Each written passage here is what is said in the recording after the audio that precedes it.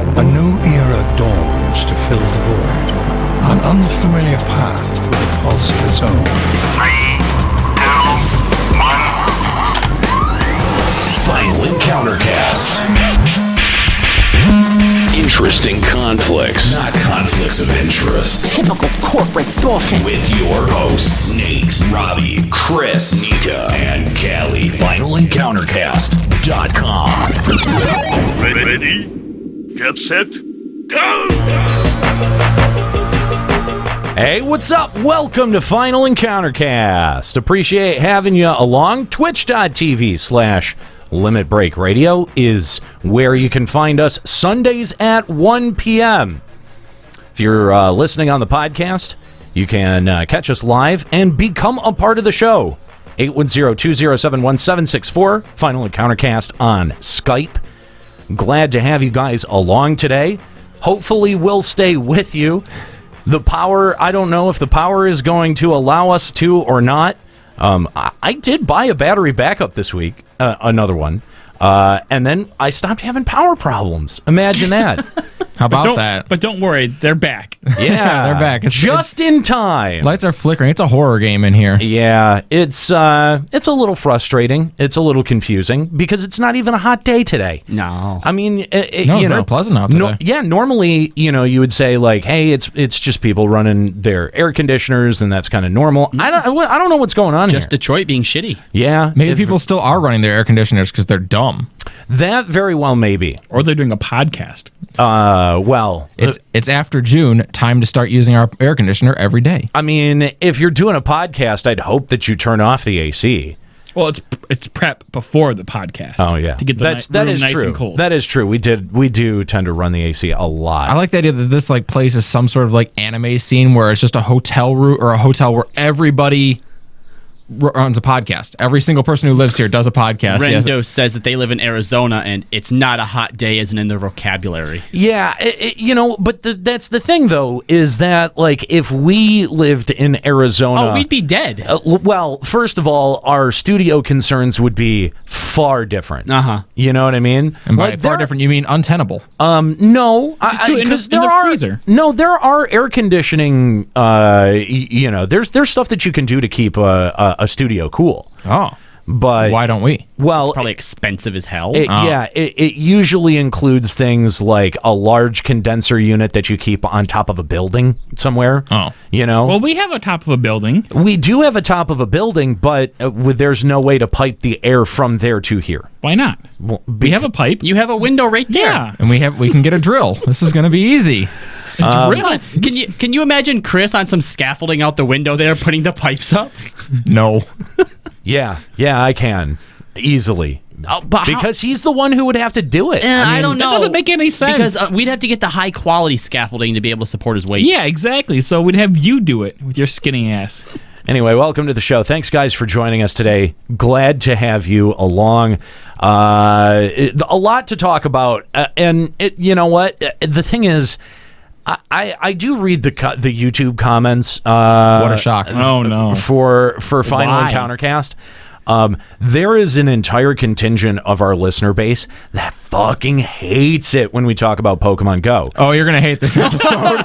So, knowing that, oh my god, I'm gonna give you guys an early out. You can go if you want. You may leave. You are dismissed. We're gonna do the news as per usual, and then we're all gonna sit here and jack our Pokemon dicks for 45 minutes. Yeah. It's gonna happen. That's what the show's about today, right? And yes, that's exactly what the fuck we're gonna talk about. If you want to call in, discuss the gym changes, 810-207-1764, Final Encountercast on Skype. Would love to hear from you. If you hate when we talk about Pokemon Go, fuck you. Sorry. No, I'm we're sorry. not. We're not. No, I'm not sorry. Take this as a challenge, Fap. If you hate Pokemon Go, try to fap off to us today. That's right. There you go. But that's what we're talking about today. He agreed with me. He did. I'm just. Netter's gonna know. Nope. I'm just. Fapper's gonna fap. All I'm doing is moving it along. That's all I'm doing. I'm just moving things along. I agree with things just so we can get to the next thing. Oh, okay. You know. Okay. If I stopped and questioned every bit of every logic that doesn't make sense, or every statement that doesn't have logic attached to it. You could just say no and move on. I wish I could just actually get what I was meaning in my head out of my fucking mouth today. What the fuck? Anyway. I wish I could get off in your mouth as well. Ew. Daddy. Come on, agree with it and move on. Agree with it and move on. Nope. Actually, No. Chris, we have a news story for you today you're gonna like. Oh, okay. That's. He's gonna be very happy. I don't want to know any of this. Wait, what? Don't worry, you'll see. Anyway, thanks for joining us. If you haven't yet, Take off your clothes. It is episode 67 or 69. 69. Why would you say 67? Why? Even if you thought it was episode 67. What does that make sense? Is 67 a weird sexual position we don't know about? Do you not? Do you have the Oh my god. the drop from Bill and Ted? Bill and Ted? Do you have the Bill and Ted drop? 69 dudes. I'm so mad. I want that drop. You know what? You know what? Drop. I did put in a drop, but I forgot to add it to the soundboard this week. I'm gonna have to do it in between shows. It's from the Devolver Digital Showcase. Oh, thank goodness! Oh, I can't wait to check a look. It's gonna be good. It's gonna be good. Anyway, guys, if this is like your first time catching the show, you can find us on Google Podcasts, formerly iTunes. You can also find Apple Podcasts, formerly iTunes, Google Play, and Stitcher. Man, we're so good at this podcasting shit. Christ, Like, was there a big sale that we missed or something? I feel like I had a stroke just before this show went live. I think that the Chris, which is actually a condition you can get, is contagious and it's spreading to you. The Chris? The Chris. What is the Chris? You start acting like Chris. It's like it's like the Crip. Cocoa butter butt plugs faggot. I don't know. I'm just saying things. I don't even know anymore. Anyway. Man, I hope I don't catch pregnancy. But now you have gonorrhea. Everyone does. Glad to have you guys here. I don't know why you're here. Zofia, just to subscribe for $24.99 a month. That's 2 months in a row. I don't know why. Dang. I really don't. This is not a hard sell. I don't know. I feel like I was trying to ramp up to leave us a review, but maybe don't. Maybe not based on this first 10 minutes of show. Like maybe just unless you're Zofir. I guess Zofir gets something out of this. I don't know. Anyway, Jesus Christ. Let's check out what's going on in the news. I'm here to do the news tonight. And that's the way the news goes. Ladies and gentlemen, we interrupt this program to bring you important news. Here's a story that's out of this world. Well, a new study printed in the Journal of Sexual Medicine took a look at guys who chronically play video games and had two interesting findings. First of all, Shut your fucking gow. Gow? The good news is that we're less likely to prematurely ejaculate, but the bad news is that we're more likely to be uninterested in sex. So I'm gonna. Sorry, not sorry. I'm gonna go ahead and say that nah, bro. Like Tell Nah, which bro. one? the second one. Okay. That we're less interested We in are sex. far more likely to prematurely ejaculate. No. Let me like, because I understand the first part of this. I totally understand, right? Because like you guys, I'm sure that you guys have heard it at some point. That like, if you feel like you're about to pop your shit, man, just think about like baseball stats. I don't ever think about sports ever in any way, shape, or form, but if I do feel like I'm going to prematurely ejaculate, I do start sorting inventory in my head. So I was just about to ask, what is your go-to? What's like the weirdest thing you've done to like slow yourself down? Oh, totally sort inventory in my head. See, my guess for Nate would have been thinking about Dark Souls, but then I think it would actually probably just turn into angry fucking at that. That's an anger boner, and that doesn't help anything. I have totally done long division in my head to try to stave off the Long orgasm. division, you boring bitch. I have totally done long division. Oh my god. It's like the most complicated math I can do in my head. Why don't you? How about instead you think about what Warhammer figurines you have to paint. Like, I don't know. I don't own any Warhammer I thought figurines. the point is to like not make you jizz yourself. Warhammer figures are beautiful. As is Long Division.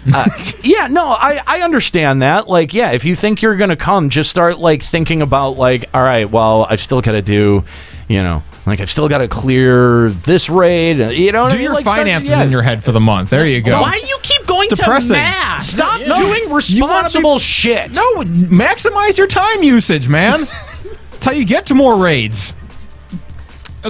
This is definitely a weird story. I'm not sure, like, who funded this exactly? This is what I want to know. Like, who sits down and reads the like first of all, how do you measure it? Okay. Oh, please let there be a person with a stopwatch just watching these two people bang after playing GTA for a while. Like, honestly, what's the metric that is going into this study? Well, I actually read the study. How is it being? Okay, all right. Okay, and the reason that we're quote unquote less interested in sex is because the chemicals that are released in your brain when you're playing video games are the same ones that are released when you're having sex. And because we play video games so much that it's constantly being released, we start to develop a tolerance to it. Listen, I'm just saying that correlation isn't causation. Could it also be that people who chronically play video games are less able to have sex and so say, I'm not interested? No, I don't think that was part of it. I think this sounds like... Robbie's getting kind of defensive. This sounds... I don't know, dude. This sounds like reductive bullshit to me. I don't think it makes any sense to me. It's the same goddamn chemical, which means that, yeah, of course you're going to be less interested in sex. Like, what? Wait, hang on. How about, isn't that an opinion? Like, don't you have to ask individual people, like, hey, you up for some sex? Because Kelly, you actually kind of make a good point. Like, access is part of the issue. Like, because, nerds don't get laid. That's not true at all. I mean, you need to be present in the time and place to be able to take those opportunities. And a lot of times, outside of things like conventions, gamers tend to be kind of introverted. I think that your original question at the start of this is the better one. Who decided to do this study? Well, the Journal of Sexual Medicine, Journal of Sexual Medicine. Right. But someone must have been like, "Hey guys, why don't we try and measure how playing games chronically affects someone's sex life?" Really? Well, I'm sure they have tons of different metrics they've decided upon, like gardeners having sex. How much do they do it, or do they just do it with plants or something like that? How experienced are they with hose? Yeah, exactly. No. Here's the thing. To properly do this experiment, if you want to draw out like a map of how this experiment should be properly done, you need to have two things. You need to have a person who plays a lot of video games and give them easy access to sex. And then ask, after they're done playing video games, how would you like some sex? Because if I'm going to tell you, if the answer's not going to be no all that often. Well, hold on. Here's the other variable you have to turn into. What type of sex are you offering them? Is it Honey Boo Boo's mom? Because guess what? No. Ugh. Why would you? Why would that even be a thought that crossed your mind? Ugh. I kind of looked at Chris and I'm like, well, I know nobody would want to sleep with Chris, but it might be rude to use him. No. Because that's been a major concern for you in the past. This is a weird conversation. It's super weird. But Daddy doesn't have a problem. I don't understand how, without reductive logic, you can come to this conclusion. Yeah. It seems really dumb. Doesn't make any sense to me. But I will say that it does help to think about inventory sorting when you want to not come. Just a tip. That's not even... Well, that's the point. It's just the tip. Yeah. Atari's CEO has come out and confirmed that Atari is indeed working on a new game console. While declining to provide many details, he did say it will be PC-based, and the working title for the system is the Atari Box. Wait, was that sarcasm?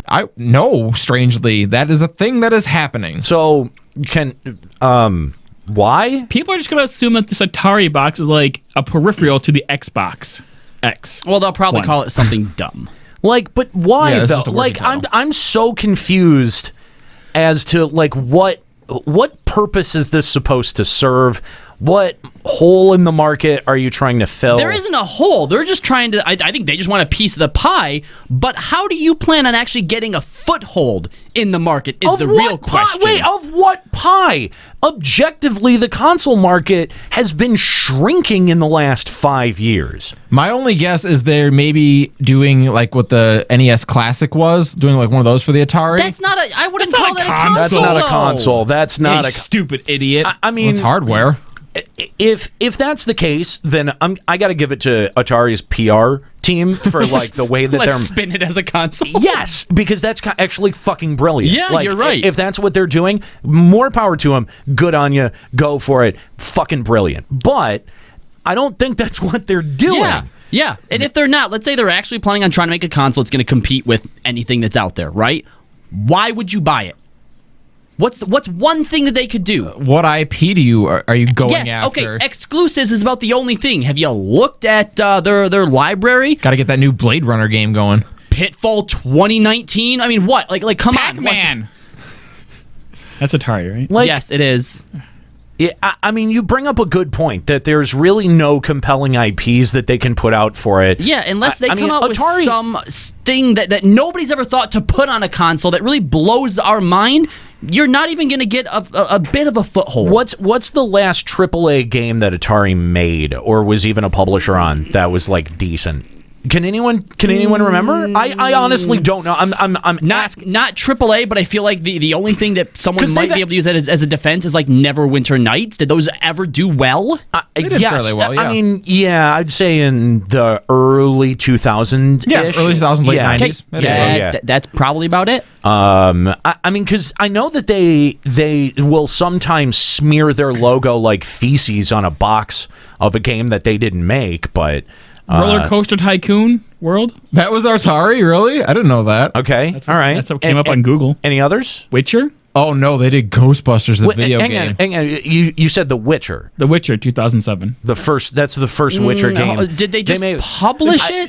Again, this is an example of Atari coming in and smearing their logo feces on something. Yeah. Alone in the Dark.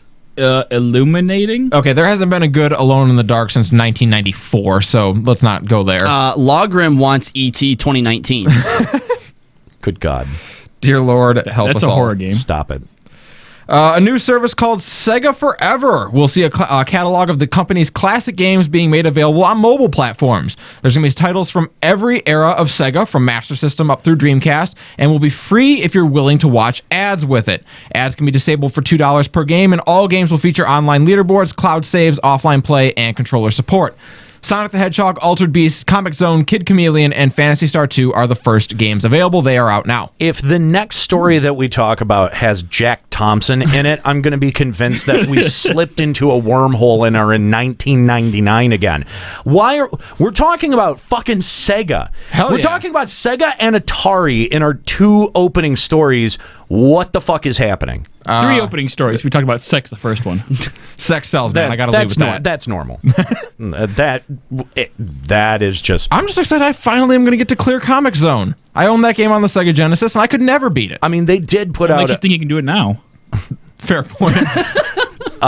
They did put out a that's a good lineup. Like, hell yeah. Yeah. I mean, especially play for free or sit. I was gonna say, what saint managed to get that through Sega without them trying to like nickel and dime us for every title that we want to play? I mean, that's pretty smart. Like, hey, look, you can play this, sit through an ad, or pay $2. Like, that's a fair trade-off. Hell yeah, it is. Definitely. I can't wait for that library to expand. Yeah, it's going to be interesting to see what they end up adding to it because through mobile hardware, you've pretty much got the entire Master System and Genesis library that you could burn through very easily. Neil deGrasse Tyson is helping to create a new space exploration and building game called Space Odyssey, which will hold true to the laws of physics and be scientifically sound. The game is currently on Kickstarter, trying to raise roughly $314,000 with a January 2019 release window. Now, I need you guys to help me because as I was writing this, I had the craziest deja vu I've ever had in my life. This has happened already, hasn't it? With Neil deGrasse Tyson? Didn't this already happen? No. Am I in the Twilight Zone? I swear to God, this story, I've written this exact story at some point. I think the real question is why $314,000? 3.14 pi. God damn it. Fuck you, Neil deGrasse You Tyson. stupid idiot. So specifically, they're trying to raise $314,159. Oh my God, I hate him so much right now. Instead of hating him, maybe hate yourself. Why did he have to make that stupid joke? Like, that was unnecessary. Why did you have to not get the joke? Okay, no, I understand why it's that now, okay? Yeah, but but you the didn't reason before. that I hate them isn't because I didn't get it at first. It's because they felt the need to make the joke in the first place. Sure. Good joke. Props. I give you 3.14 stars out of 5. Why don't you go donate $3.14? Maybe I already have. No. Or I maybe just ate some pie. Callie, I think that you must have experienced a glitch in the Matrix. I must have. Because, yeah. No, I mean, I heard about this out at E3. Right. He did the E3 Coliseum out there and talked a little bit about it. And, I mean, I think that it's definitely a cool idea. I'm really glad that instead of talking about Jack Thompson, we're talking about Neil deGrasse Tyson, because the idea of a Jack Thompson publicly funded video game is a really, really terrifying thing. What would that even look like? Oh my God. Like the PETA video games, but less cool. And Wait, graphic? PETA made video games? Oh my God. Oh, yes. Yeah, you're missing out. I don't think I am. Oh no. Oh, trust us, you are. There's one that you can't find anymore because Nintendo made sure it was scrubbed from the earth. But there was There's one a Pokemon game, right? No, there was one where there was Mario in the Tanuki suit, but the Tanuki suit was like skin. Yeah, it was like Blood? an actual There's fur. There are other ones that are suit. great, as there are some unbelievable like religious games out there. Yeah. There's one that is Noah's Ark, except when you look at it, it's just a reskin of, I think, Doom.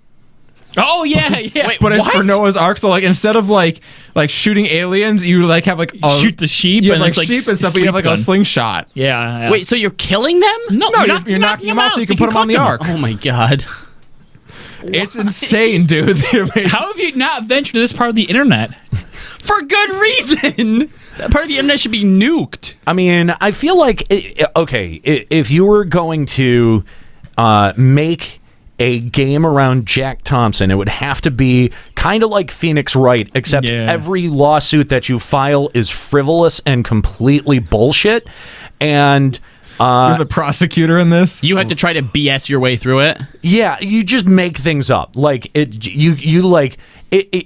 a 3DS game, right? Right, So you of can like course. take your stylus and you can like draw a penis.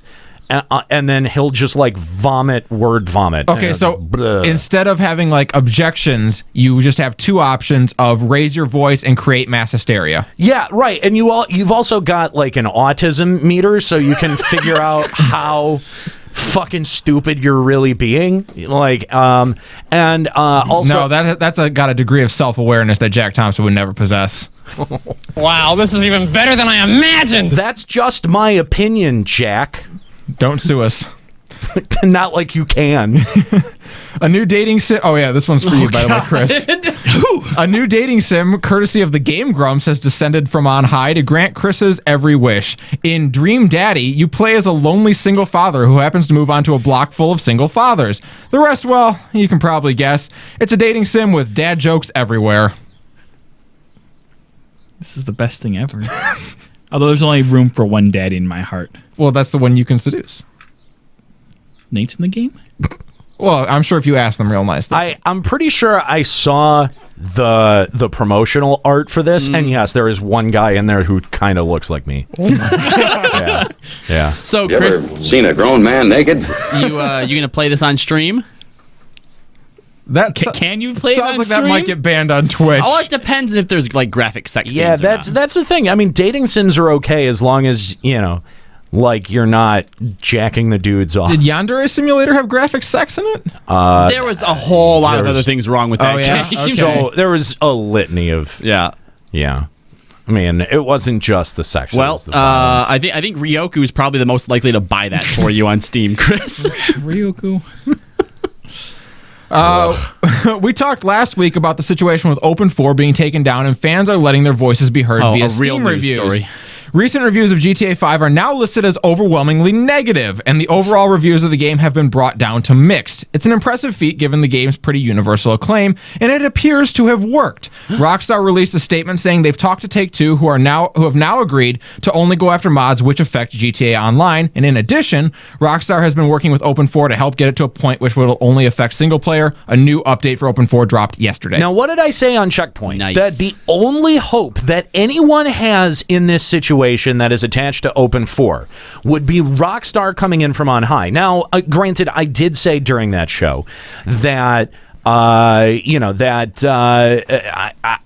thought that it was going to come more in the form of like maybe they would hire them onto their dev staff, right? Especially if Take-Two is trying to intensely focus on changing their mod scene. Mm-hmm. But this is way better. I think, good on Rockstar. Yeah. I'm not surprised that they did this. I'm just really happy that they did. Yeah, I mean, I think Rockstar's always been one of those companies that's always been in good standing with its fans. So you're right. This doesn't come as much of a surprise either. And I mean, say what you will for Take-Two, though. They said that their concern with Open 4 was that it would affect GTA Online, and now they're kind of being held to that and sticking to it. So, Yeah.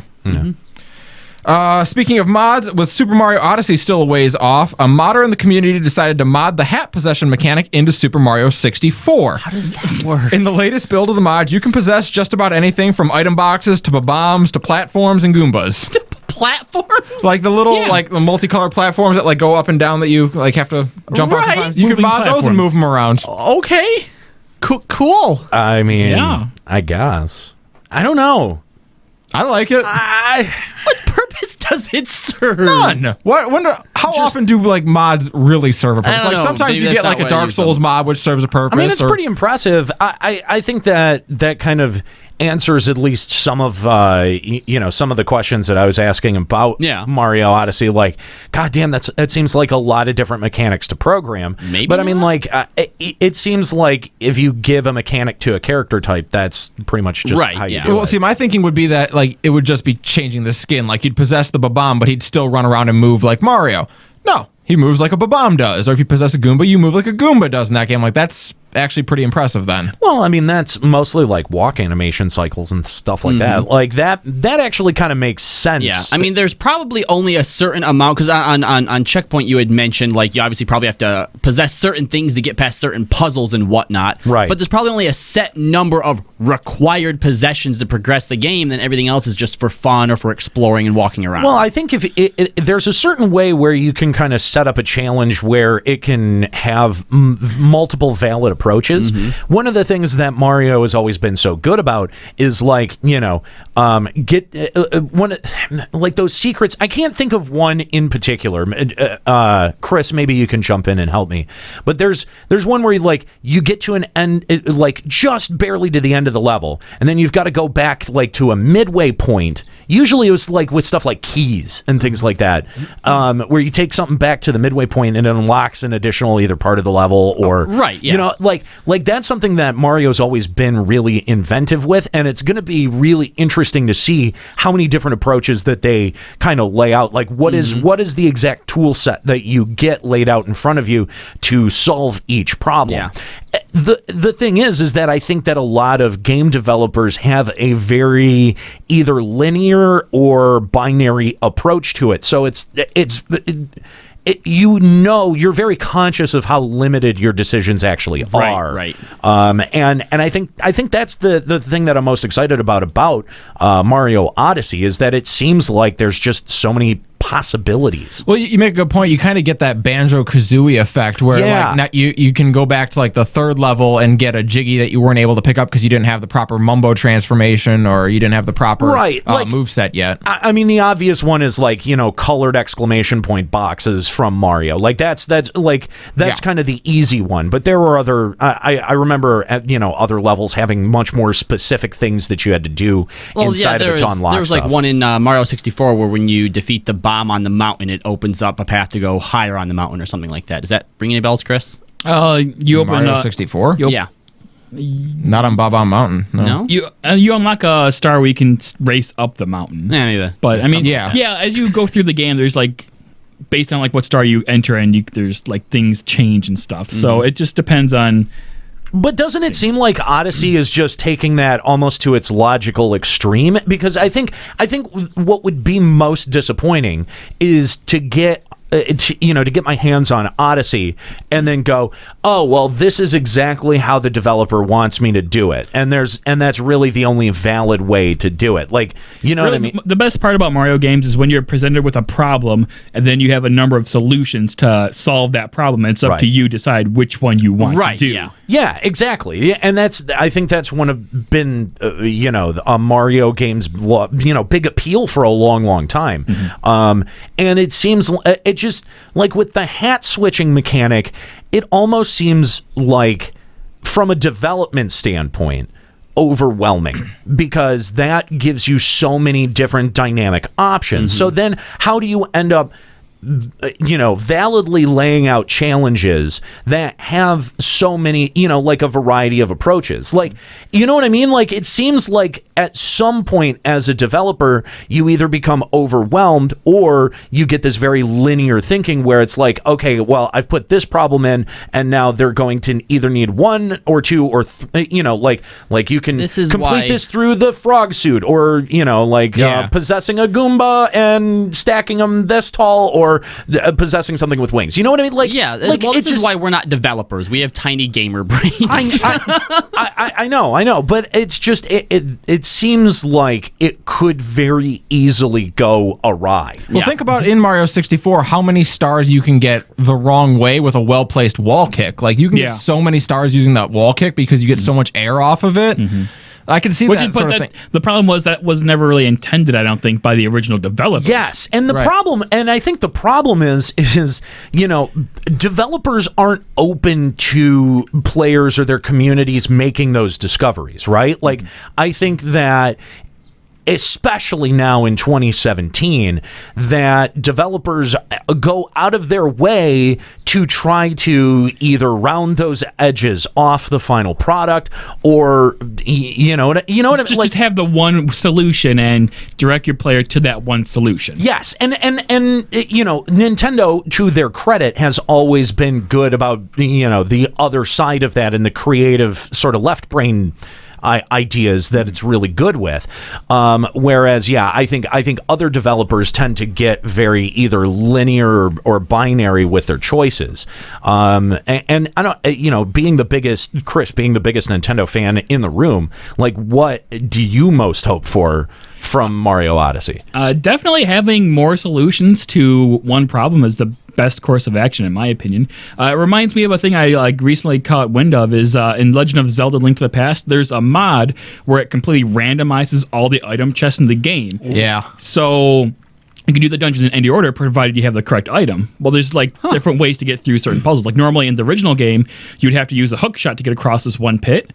But if you have boots, you can just charge and hit a block and jump over the pit that way. So it actually opens up the game, and it really pushes the game to its creative extreme. The extreme.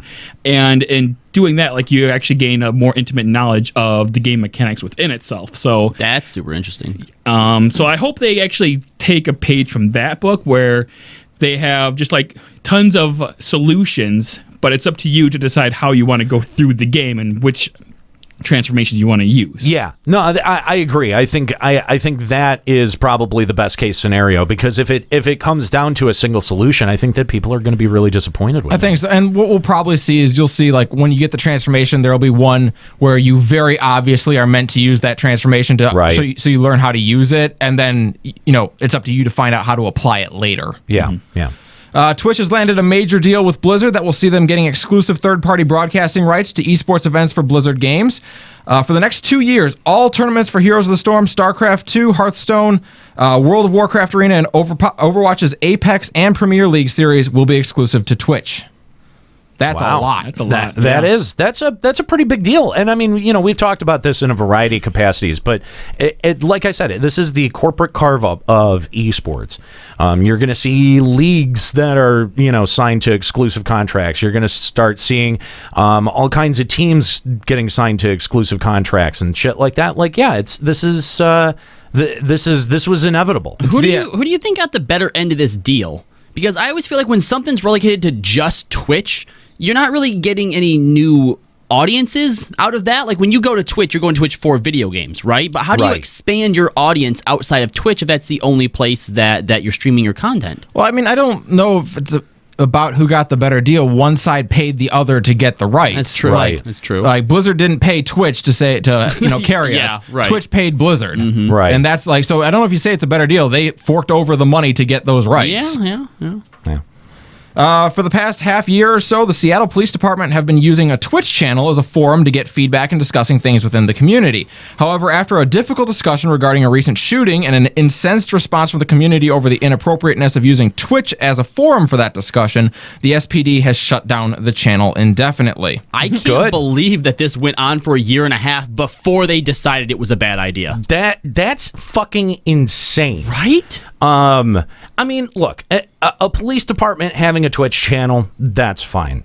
Using that as a platform to deny the crimes of police officers, go fuck yourself. Yeah, go fuck yourself. I'm sorry. Yeah, that's a really awkward spot to try to have that conversation. Like, if you're the person who's streaming that day and you're like, here's what we're talking about, like, oh, great. Well, I think to have any discussion related to your department over a Twitch stream just seems irresponsible. Yeah. I mean, again, because, you think that it was a one-sided good discussion? You think that they were going to defend people like, Philando Castile, fucking Trayvon Martin? No, they're going to minimize that shit because they're garnering ungodly heat for it. Oh, yeah. And, Twitch doesn't like people coming on and talking about politics. Like, that's one of their things that they try to dissuade people from doing. And it should be noted it wasn't Twitch that shut this down. It was the SPD. Well, and, I mean, that's probably smart on their part because this is a PR disaster just waiting to happen. But Twitch really does not like people talking about politics. They really try to dissuade their broadcasters from getting deep into politics. It doesn't stop anyone from talking about politics, right? Like, people still talk about politics a lot. And for good reason. You should be able to talk about whatever the fuck you want to talk about. But I'm sorry, if you think that you're going to get an unbiased opinion from the Seattle Police Department, probably not. Okay.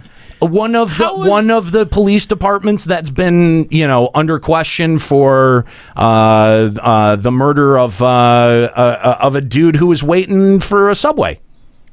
I mean, this is fucking insane. No, you don't get to use Twitch as your fucking platform. How is it different from using like a Facebook live stream or even a television broadcast? Well, it's not, other than Twitch is for gaming. Right? Well, yeah, and the guy was actually gaming while this was going on. He was playing Destiny, so it's not like no. He played 30 minutes of Destiny and then got into a fucking started spewing propaganda. Right, but the point is, it's not like they set up the Twitch chat to be like, all right, look, here's a video of the police station. Here's our podium. We're having an official press thing.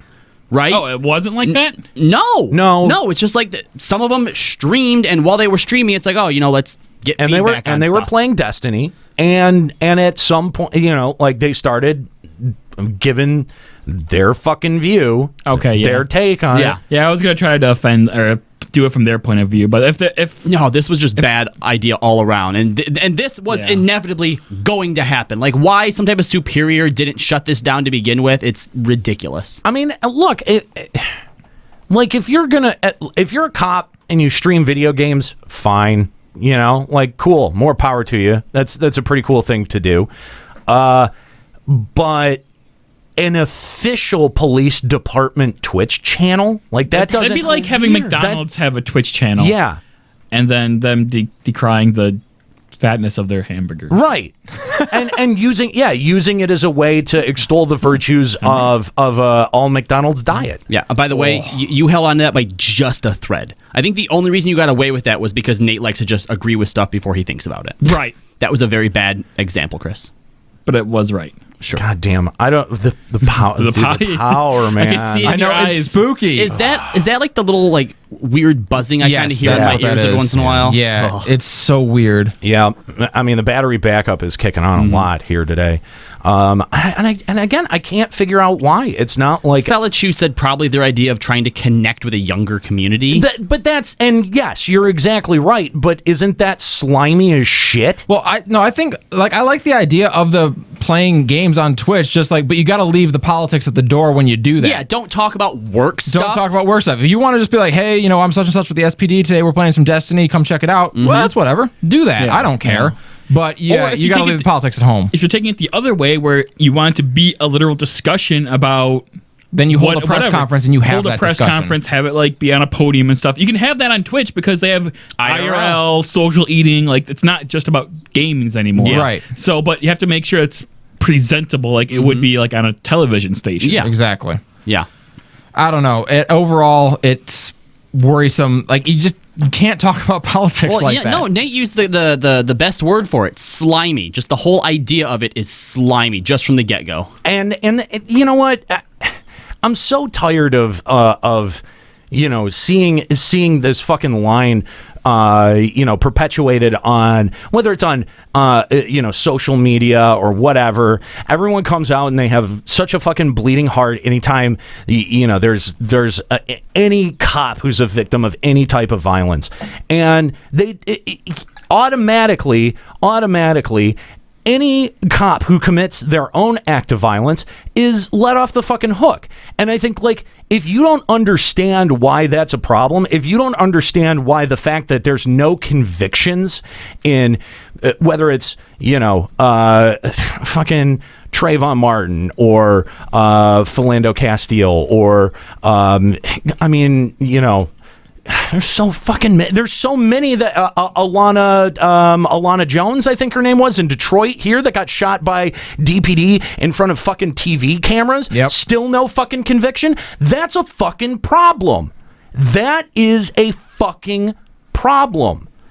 And to have some asshole come to Twitch and start denying it and start giving you the, oh, well, here's my take on the... Go fuck yourself, Seattle Police Department. I agree. Chris, I agree with you. If you want to talk about it, have a fucking press conference about it. Yep. Don't disguise it as a fucking video game stream. Ew. You fucking slimeball. I'm sorry. I really get bent out of shape about this kind of shit, because it's like, dude, law enforcement has been using and abusing social media for years. For years. People are going to jail over tweets and Facebook posts. I understand that a message sometimes conveys intent, but not always. And if you think that there aren't people who are sitting in jail right the fuck now because someone didn't like one thing that they said, whether it's on social media, whether it's on a fucking podcast, whether it's on the television, you're wrong. You're absolutely dead goddamn wrong. And it shouldn't be like that. I mean, the last time I checked, there was freedom of speech. You could say whatever the fuck you want, wherever the fuck you want, within somewhat of reason. And the government can't come in and step in and prevent you from saying that. What do you think police arresting you is when they don't like something that you're saying? That happens. There are so many goddamn tweets. There are so many goddamn Facebook messages that land people in jail. Most of the time, yeah, they're really bad ideas. You probably shouldn't have said that shit. Probably shouldn't have. But have you ever stopped for a minute to consider the ramifications of a decision like that? Have you ever stopped to consider that you might be on the other end of saying some shit that someone might not like? Look at John Oliver right now. John Oliver's being sued by that Cole motherfucker. Yeah. Yeah, that's going to get thrown out. It's definitely going to get thrown out, because if you don't think that HBO has a litany of lawyers that comb through every fucking word of that speech, you're wrong. Man, they're legally defensible. I mean, so God, from his perspective, like his ratings on Sunday are going to be so good. Oh, dude, I can't. Oh, wait, that's today. That is today. Sweet. I can't wait to check out that show. Yeah. It's going to be fucking amazing. I can't wait. But what does he talk about this week? Does he talk about the fact that he's being sued by this dumb, rich, white motherfucker? I think it gets a segment. Or can you talk about it if you're currently in a lawsuit? Sure. I mean, you have to be careful. You have to be careful, but sure. Or does he talk about that Philando Castile tape? Because that is some legitimately disturbing footage. I would be surprised if both don't get some play tonight. I mean, I think the big topic has got to be the Philando Castile tape. It has to be. Especially because the whole being sued thing, that's going to go on for a minute. So that's something you could even save for totally a different time. Totally. Yeah. But that tape is some of the most sickening footage I've ever seen. Yeah, it's brutal. Some of the, I mean, officer, I have a gun. Don't take it out. I'm not. My hands are right here. Boom, boom, boom, boom, boom. Yep. With the 4-year-old in the car. Yeah, Seattle Police Department, grab a hold of a microphone, get on Twitch, get a shitty webcam together, and start playing a game that you know that you've never fucking played. So that you can use this as an open forum to spread your stupid bullshit that I'm not going to believe, that I'm not going to buy for even a half a second. And you know what? Everyone who was pissed about this should have been. Rightfully so.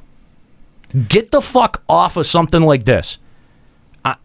I mean, and I'm sure, I don't know. I'm not reading the chat right now because I'm too busy watching these goddamn fucking lights. I know, it's freaking me out. It really is. If the powerful goes down, we do have to stop the live show, just so you guys know. Because I don't know what this is indicative of, because this is new. Yeah, it was not like this last time. No. I'm noticing it.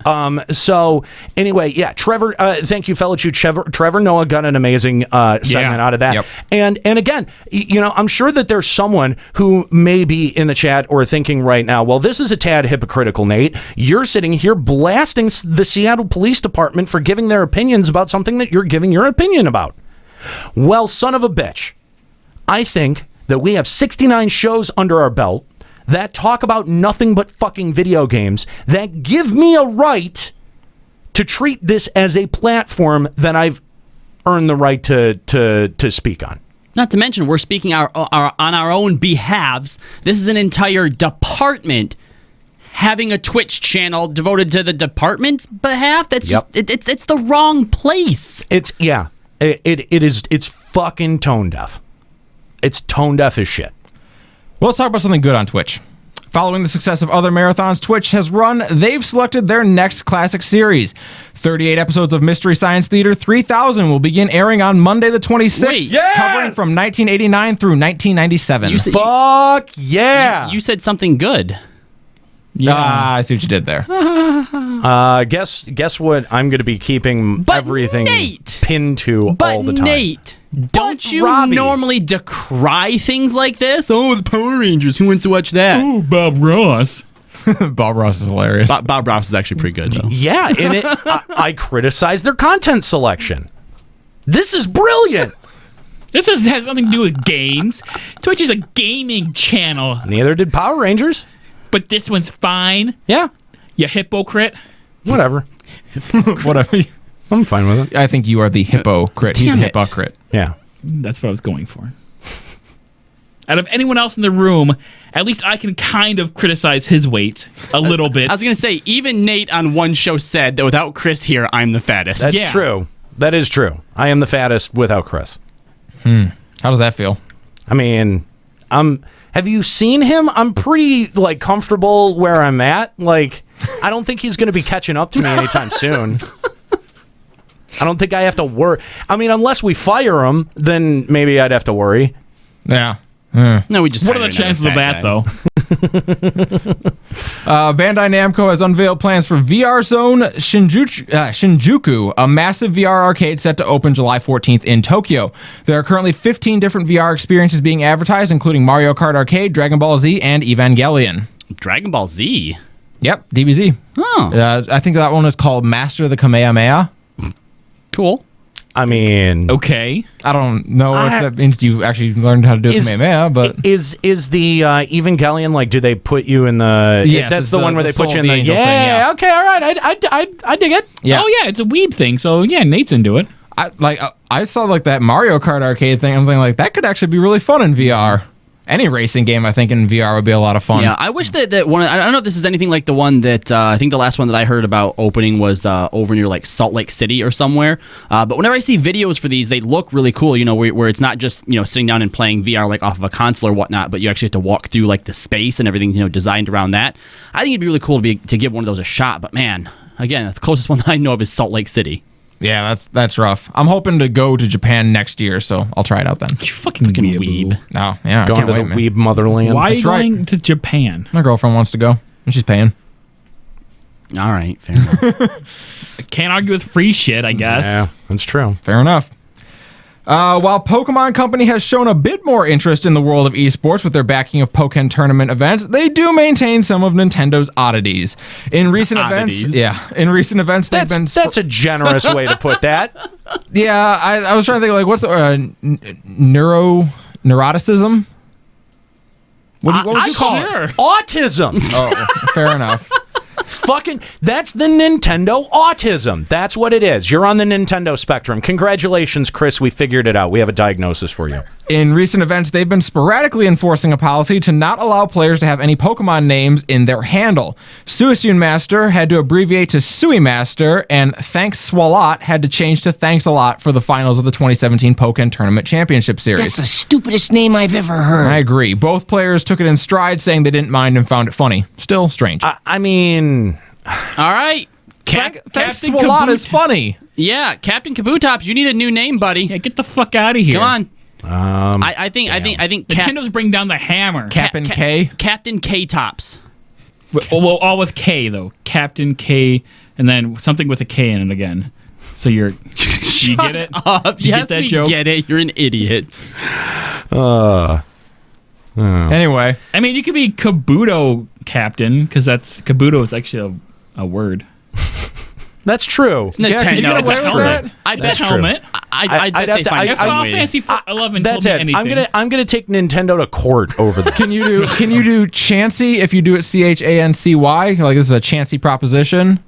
Probably. Can you do that? I think so. All right. Can I do Ekans Master, but just spell it backwards? Snake Master. Yes, I want Or you to go Muck around with the name Master? Snake Master. That is a whole new line of jokes. Muck Guzzler. See, oh god. So that one took me a second. That's what she said. Squiggle Jen and Nate Raid in the chat both saying that their kids have autism. That sucks. Maybe you shouldn't have given them vaccines. Oh my god. I'm kidding. By the way, Nate Raid 19 has the worst. The best response to that. Mine too, high five. Except you'd miss the high five. Just hand-eye coordination, not a strong suit. I'm talking about the kid. I'm talking about them, you idiot. No, I know. Just look at the person's elbow. You'll never miss. All I'm doing is trying to find reasons to offend them. Nate is doubling down hard. You're succeeding, I'm sure. They're not names that I recognize, so... He's trying to offend. Yeah. Oh, good. It's fun. Maybe they'll come back and hate watch us. Oh, good. Anyway, for more information... Maybe if your sperm wasn't so goddamn decrepit, stay away from x-rays for Christ's sake. Blaming you. I'm making things up. I'm just trying to be mean. If you put it in a book, people will believe it. It's your fault. Autism is your fault. It's the parents' fault. Stop having pets. go kill them in the backyard because dogs cause autism and cats are weird looking. You know, if cats caused autism, that would explain you a lot. I grew up with dogs. Cats are just a symptom of autism. That's not the cause. Aw, I have autism. Too much Mountain Dew. I like it. That's not a bad one. Okay, Squiggle Gene, if you're a Patreon, then how is this surprising you at all? This should not surprise in the least. Come on, you know that no one's protected here. This is not a safe zone. I think Squiggle Jen may be a little bit more offended by the fact that I didn't recognize her name than the fact that I'm making fun of her kid. That's fair. I would just gonna guess. I'm gonna guess. Well, maybe if you could draw a straight line and be straight, Jen, we'd remember you. Oh man, if I hadn't heard that one more in my life. No, look. The fucking problem. Get your gay jokes out of here. Talk about Squiggle Jen. That's the thing. Like, here's the thing. I've said faggot on this show once already. I made fun of autism. I think that's now twice on the show. Like, that's the thing. Like, if you're selectively offended by shit, just like check out. Like, go. Like, this is not and has never been the show for you. Like, we're gonna offend you at some point. Exactly. Remember, at some point there's gonna be something that you don't like to hear, and we're gonna say it, and you know what? I'm never gonna fucking apologize for it. We have a bit on Limit Break Radio that we do called the Racist Roulette, where we spin the wheel to determine what racial stereotypes belong to what race. What if we had the wheel of offensiveness here, and every week we spin it and determine what we're going to make fun of that week? We see who the butt of the joke is. Who's the butt of the joke that week? That's not bad. That's not bad. I like this. We may have the wheel of offensiveness coming up soon. Squiggle Jen said we have offended them many times. Oh, good. Okay. Well, at least you're aware. I mean, and you're still here, so cool. Yeah, that's fine. Then cool. Good on you. Respect. Yeah.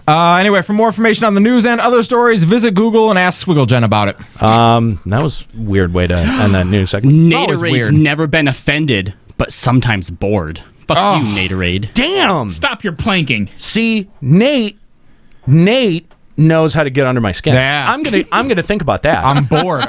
Ooh, that's a good one. That's a damning indictment. Hold on, Naturade. What do you think about Pokemon Go? Because that might be what's boring him, in which case, fuck you. Oh, yeah. This is not going to be a fun 45 minutes for you.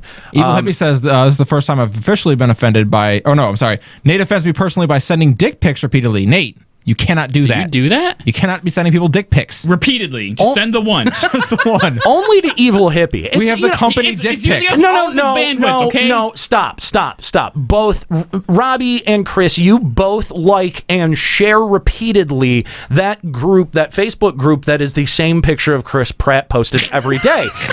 Evil Hippie and I have the same arrangement where I send him not different junk shots, but the same junk shot every single day. It is your junk shot, though, right? Oh, yeah, totally. Okay, but did someone do a bad Photoshop putting your face on your dick? Because we did that with Robbie's face on Chris Pratt. I mean, that was like week 2. I mean, of course. I got to find a way to keep it new and interesting. That's right. Anyway, all right, Pokemon Go. Let's buckle up. Let's talk about the updates to Pokemon Go, because this is probably okay. So it's been about almost a year. Clearly, we're bearing down on the Chicago event, celebrating the 1 year. But kind of in time with that as well, we've got this big adjustment to gym battles and the introduction of Pokemon raids, which so far has I think that has been the biggest change and adjustment that's happened in the game since its launch. Calling it an adjustment, I feel, is grossly understating it. Because they straight up changed everything about it. I remember except the actual combat. I remember when berries and the ability to walk your Pokemon came out, and we're like, that's a huge adjustment. Revolutionary. This goes a step beyond that. Okay, come on. This is humongous. Like TMs, rare candies, you name it. Like if you golden raspberries. Yeah, that too. All these things that have come into the game now that we've wanted for a while, and the addition of raids, this feels like a game now, and less of just walking around and tapping on your screen occasionally. Well, it certainly does feel more like what was sort of promised to us at the beginning. Yes. Because and here's and don't don't worry. I have my share of complaints about the new gym system, but this isn't just a useless, unused part of the game like it was before. You know what I mean? Like. No one did gym battles because there was no reason to do Not if you gym had battles. If you had 10 Pokemons in gyms, that's it. You were good. You didn't need to touch anything. Exactly. And so once territory had been established, it was sort of like, that's great. Why bother? And lines were drawn in the sand. And a lot of these changes, first of all, so necessary. And second of all, like, you hear about them in the abstract and you're like, oh yes, that sounds exciting. And then you actually play them and when they work, they are just as exciting. Yeah, they're good.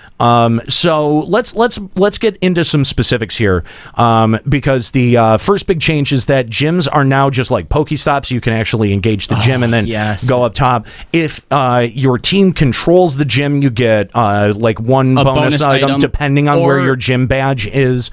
I think right now my biggest gym, I currently get 5 items from whenever I spin it, and I have control of it. You also get once per day you get a raid pass, and we'll go over the rating here in a second. But now instead of 10 total Pokemon and a gym that you have to level up, there is 6 that are allowed for any gym. And basically, what you're doing is you're defeating their you're drawing down their stamina until eventually they get booted out from the gym. And there can't be any duplicates of said Pokemon, so no more, tons and tons of Blissies. Right? Yeah. No more 10 Blissey. Thank gyms. heaven. Thank God. And instead, you're just gonna have a Blissey in every single gym ever. Yeah, but before you had 10 Blissies in every single gym ever. That's still a 90% reduction in Blissey. I actually, for as much as I've been doing gym battles, I have not encountered that many Blissies. Actually, neither have I. I've actually seen people putting weird, eclectic shit into gyms. Which is nice. Plenty of Blissies, and let me tell you, Machamps destroy them. Really? Yeah. What? Actually, no, my Machamp, it does have 2 fighting moves. It doesn't have steel, like whatever it is. No. My Machamp has 2 steel moves. Yeah. Now I feel like every Blissey ever has psychic headbutt. So I'm not saying that the Machamp doesn't go down too, but it does. It goes pretty quickly. You can shred through a Blissey before that happens. Yeah. All right. So I think that's one of the biggest changes that you notice immediately, especially if you did any of the old style gym battles, is that typing now actually means something, which is really nice. I think they actually nerfed stab attacks a little bit by like 0.5. Yeah, here, I've got the numbers for you. Yeah. Stab bonus has been lowered from 1.25 to 1.2 times effectiveness. Super effective damage raised from 1.25 to 1.4. Yep. Double super effective raised from 1.56 to 1.96. Nice. Not very effective damage lowered from 0.8 to 0.71. And they now have a new immune damage, which is 0.5 half damage. Yeah. So typing really, really matters. The first time that I put my Flareon up against a Scizor and like 2-shotted him with my tap move was amazing. Yeah. It felt so right. If you use a Jolteon on a Gyarados, you're getting like 2.34 times damage because of stab plus the double effectiveness. Yeah. So that's one of the things that I really like about the new gym system. It also feels faster. Like if you come to a max level gym, it feels like it takes less time as long as the system is working and you're not getting network errored all the fucking time. As long as the system is working properly, it really does feel like you're chewing through these things much faster, or that the progress is far more tangible. And I mean, the fact that there's only 6 instead of 10 Pokemon, you are chewing through it a lot faster. Yeah, I think that's probably right, because I mean I still spent 30-45 minutes taking a gym down, but you're right, Nate, because the battles are shorter in Cali, probably because there's only 6 instead of 10. It feels like you're making faster progress, even though you're probably spending about the same amount of time there. Now another aspect to gyms, and this is kind of cool because it gives some kind of defensive purpose, or if you come across a full gym of your teams, you can still help out your team by feeding berries, and this has 2 benefits to the player. First, you get 20 Stardust out of it, which is one of the few things outputting Stardust right now, which I think that needs to be upped by a lot. Fix that. I think like maybe 10 times that, like 200 per berry feed. Well, even 100 is like catching a Pokemon. Yeah, a Pokemon catch, 100. Yeah. That'd be plenty. So, not just that, but you also, every once in a while, and like, I think, Chris, you had said like a 10%. Roughly? Yeah, you get a chance to get a candy out of it. So, based on the Pokemon that you feed. Right. And you get a candy of that type. So if you come across a Tyranitar, you get a Larvitar candy out of it. Which is, I think, a great idea, although I think those percentages need to be tweaked because out of any of the berries that I've fed, I don't think I've recalled seeing a candy. I've gotten 2 in a row before, but that was with my Dragonite, which if you put a Pokemon in the gym over 3K, their motivation, which is like their stamina, it goes down so quickly. We're talking like 300 CP an hour. So I was constantly feeding that, which is probably why I saw so many candies. But in most cases, it only takes 2, maybe 3 berries to top something off again. So yeah, you're not going to see those candies as often. And a golden raspberry will top something off no matter what. Oh, will it? Oh, well, it'll take something to full. Yeah, golden raspberry even does. if it's like a 3K-er? Yeah, golden raspberry restores to full. Oh. Yeah. I mean, the reason being that golden raspberries only come out of rating. Yeah, you know what, though? Spend a golden raspberry on a Pokemon? I haven't. Golden raspberry should also then automatically give you a candy. No. No, that's way too good. Here's the thing. Okay, so I have a couple of, I think I have 11 golden raspberries right now. Yeah. I have not used one because I haven't encountered anything that I really, really want to catch. Yeah, I just used them on the raid Pokemon, and honestly, it was probably a waste. So what, if you, like, when you used one, did you catch it next ball? Twice. The first time, I think I'd used 2 golden raspberries on it. On what? On the first Executor that we fought. I used 2 golden raspberries to catch my Snorlax. Well, at that point too, honestly, I kind of envisioned like any raid Pokemon automatically being amazing, right? When we got that Muck and it was just strong, I was like, really? Yeah, no, that's definitely not going to happen because here's the thing, and again, living in the Safari Zone, maybe I'm catching on to this, a lot more easily than people located elsewhere, but I'm seeing way less evolved Pokemon spawn, and I'm seeing a lot of the same typing. Well, something that I was actually, you guys actually heard the battery backup that time. Oh yeah, I was like, what was that? That was terrifying. I'm going to agree to that to a certain extent, Nate. You're right. Second or third stage evolutions, we don't see around here all that much at all. But there has been a lot more variance in the typing, I feel like. I mean, they're all still just the basic ones. But I mean, the fire event's over, and I feel like we're still seeing, quite a few Growlithe or Vulpixes. I mean, but that's normal for around here. Like, there is fire that does pop around here. There is rock. I saw 2 Kabutos the other day, which I mean, Did you catch yes, them? of course I did, and one was perfect IV. Thank you. Really? Yeah, I got a shitty moveset, so I'm waiting on TMs to be able to change it. You can change that now. I know. What's his CP at? What's his level? I think it was in the 800s. Because didn't you get like a 10 CP perfect IV? Yeah. Yeah. I think let me if I can probably pull that up and tell you. I think it's sitting at 35 CP because I'm not willing to commit the Stardust, and this one is way. Oh, that's right. Yeah. Stardust. Oh, yeah. Stardust. Yeah. I have 0 now. So just so everyone knows. Wow, really? How did you burn that much? When the gym event started, or when the gym revamp went in, he had 700,000 Stardust. Yeah. Wow. What all did you pump up? Everything. Yeah, like Vaporeons, Gyarados, my one Dragonite. Jesus. My Dragonite was like 400 CP, and now it's like 2,000. Okay, that's where it all went then. Yeah. It all You went had into a that 400 CP Dragonite? I also have 100% Typhlosion and 100% that Nidoking. Started at 10 CP, didn't it? Yeah. Sure did. Wow.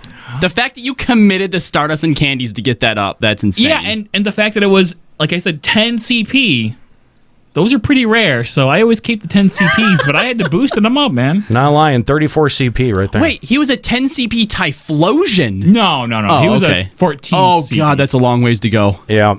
No, that's the old one. The one that I got yesterday was like in the 300s, so it evolved up into the 8s. Right. So yeah, that's going to take some pumping, but it's not that bad. As soon as it gets the moveset that I want, then I'll keep it there. So I think for me, probably the biggest incentive now to keep a hold of gyms, and again, where I live doesn't have a whole bunch of Pokestops anyway, so getting items for me, usually I have to like take a day and go into Flint or something like that, right?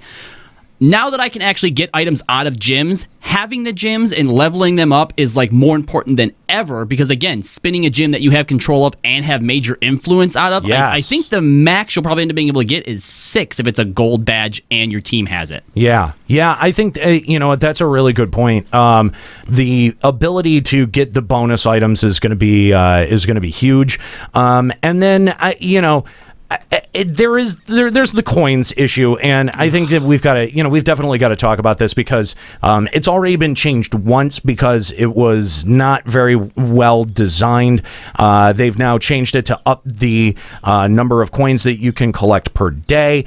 But the thing is I think that there's really not a very good incentive attached for long-term defense. And I think like if you have a Pokemon that's defended for like 5-10 days, you know what I mean, like that's a big deal, you know, like you should be rewarded for that. Yeah, I think you get your 50 coins maybe only if they get sent back. I have 3 Pokemon that I put in like the day, like hours after the update went into effect. They haven't been ousted yet.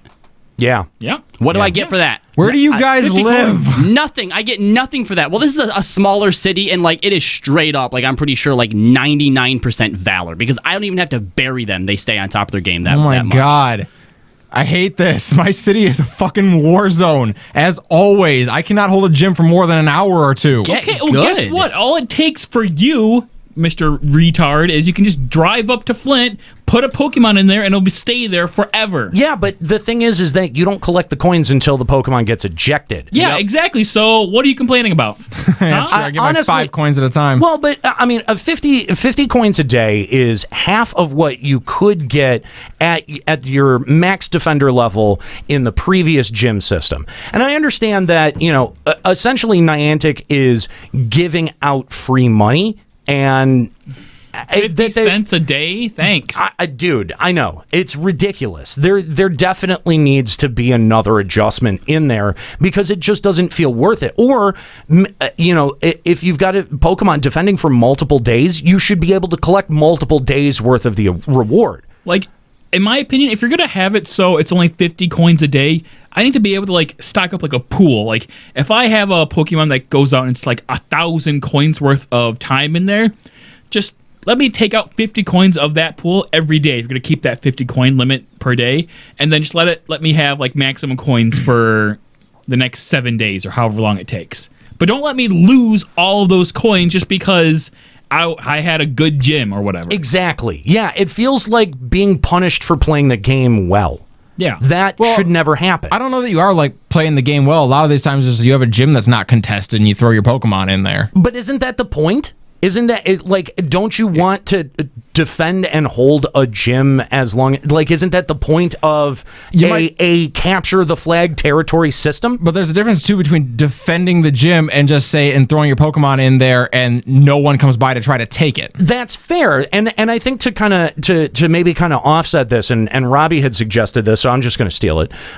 Is that if you even had to go to the gym and swipe the stop to get the coins for a defender bonus, totally fine with that. The biggest it would actually create a different meta where instead of like going around and just looking for rando fucking places to put your shit in, to be able to like minimize the amount of gas or whatever or effort that you're having to use, that you would have a like route established. Yeah, right? local gyms would be far more important. You'd actually want ones that were close to your home. I mean, look, right now we kind of already do that because it's more of like a little like pride sort of thing, like, oh, that's my gym. That's the home gym. The home gym. But yeah, like you just really have is one. just driven by pride. Yeah. Yes. But yeah, this would actually give it an efficient, more practical use. Well, for me, what I like about the various gyms is that you have your unique badge to yourself that you can level up to get better and more items out of the gym. For me, that's why I go around and take gyms. Like the 50 coins is great, and because I don't actually have to remember to go into the shop and collect every day because I would forget on a regular basis. Oh, what's wrong with you? I never had more than 2 gyms. It was never that exciting. You set an alarm for yourself. You're damn right I did. Every 21 hours, doesn't matter if it's 4 a.m. or if it's 9 o'clock at night, my alarm goes off and I collect those fucking 100 coins. It was never 100 coins for me. It was like 20 coins tops for me. Well, yeah, but the other thing that Kelly brings up a great point too is that by battling, that's actually the quickest way to move up your badge XP. I mean, I know Chris has some weird stories. The XP numbers, because I have one gym where I battled from the Instinct had it 6 Pokemon, all like 2,000 plus Pokemon. I battled that shit down to like to claim it. It kept spinning the stops. Wasn't even bronze by the time I was done with it. I don't think that you get XP for spinning, do you? Yeah. I think it's for battling and for feeding berries. I feel like I read that you get it for spinning. I think you do. Oh, okay, cool. Yeah. And didn't even get bronze, but I go because there's the icon at the top that pops up as like plus 10 or whatever. Yep. And then I go over to another gym. It's already Valor. Throw a Pokemon in there. I get a plus 100, and I'm already bronze. I didn't even touch that thing before. I don't understand it at all. It may have to do with team contribution. I mean, because if it's leveling what each team is doing, like imagine that there's a progress bar for each team, right? Okay. So each team has a different relation to each gym that it's participating in. So as you're contributing 10 with each spin, or 60 with each Pokemon that you put in there, that's contributing towards your team's badge for that section. Okay, I guess that's fine, but really, I just want to know. Well, if you go into the actual badge, it shows 3 categories. It shows victories, time defended, and treats, which are berries. Right. So I assume those might be the 3 things that are contributing to your XP? Well, because I have a silver badge, and I feel like going through whatever the first stage is and bronze badge, I got through it really quickly, taking it down and then feeding for 2 days. Since I've gotten to silver, though, like for a while, I actually thought silver was the cap because I couldn't even see like a progress bar moving. Yeah, it does. It is going to take a while to get to those gold gyms. Another thing I feel like motivation needs to deplete faster. Because every gym I come across, everyone's always full on motivation. You know what? Put a 3K in there and tell me it needs to deplete faster. I don't have a few. No. Here's the thing. I think that one of the simple changes that they could make is you can have motivation deplete at whatever rate. You know what I mean? But the fact that you need someone to come fight the gym to eject your Pokemon is, I think, problematic. That's the worst thing about collecting coins. Yeah. Is the fact you have no control over when you get coins. Yep. If the other 2 teams want to be a dick to you because you have a whole bunch of Pokemon, they should not fight your Pokemon. Exactly. And you'll never get any coins ever. Exactly. Yeah, you do need that. You do need that fight, that competition. Like you do need someone to come along and boot your shit. Or you need a second account. Just boot them yourself. To boot them yourself. It makes a good point. No, like you should play with someone on another team. My brother's Valor. I'm going to take him around and have him boot Pokemon out of gyms for me. That's only if you're interested in getting the coins. I mean, look, I still feel like that whether it was 100 or whether it's 50, getting that each day is going to just be a small dent in what I actually need from the coins. I mean, if I'm actually out walking, I need tons of incubators. And now that we're doing raids and you can only get 1 a day, there's no way this game could ever pay out enough coins to me to where I wouldn't need to buy coins anyhow. That's a great point. Yeah, between raid passes and incubators, I think that you are properly rewarding the players that are participating in the gym systems if you're either in some way making, like compounding the amount of days, rewarded when a Pokemon returns. Because then it's like, okay, well, it may be 3 months before my Pokemon comes back, but when it comes back, it's bringing me like $9 worth of coins. Right. You know what I mean? Wow. Like that's, but that would make it worth it, right? Yeah. Like that would make it, that would make the system make a whole lot more sense. Honestly, even if they did something, because I feel, this is something me and Chris talked about, that just that 1 raid pass a day, if you actually want to go out for a day and do raids, you can't, because you can only have 1. They're not cumulative, right? They really should stack to like 7 or something. Like you've got to use the one that you get. That's fucking stupid. Yeah, I didn't know that. I didn't know you couldn't hold 2. So if you think, hey, let's go out on Friday. You can hold more than one of the paid. Yes, the premium ones. Well, yep.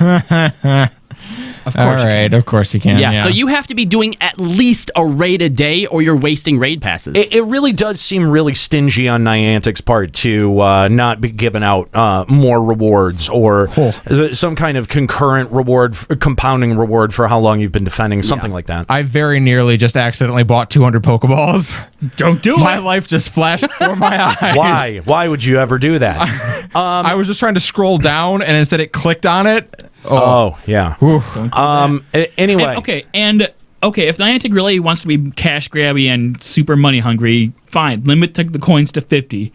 But you gotta give us Stardust, man. Yeah, we need the Stardust. That is something that I was going to mention. Is that raids don't give Stardust? Defend. The only time you get Stardust out of gyms now is when you feed berries.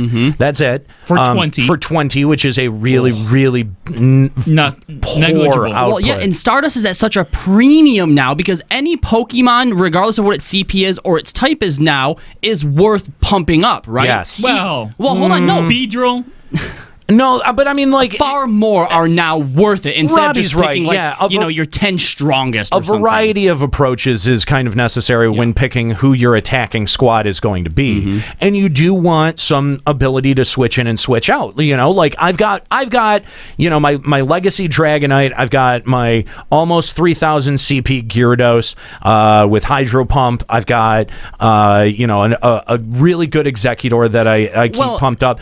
And the thing is that like on top of that, then I've got like sort of 3 variable slots. Sorry, with anything that is high mid 2000s. Well, even Pokemon that are in like the 15 or 1600 region, once you start getting motivation to a certain level, it's totally viable to throw them in there now if you're using them for a weakness, because the things that you're fighting are no longer 2000 or 3000 CP. You've whittled them down to where now you can use like a 3rd or 4th tier or 4th string Pokemon. Right. And the biggest thing with when I went to that is the fact that super effective moves actually feel super effective. Oh my God, yes. do they ever? That is a big deal.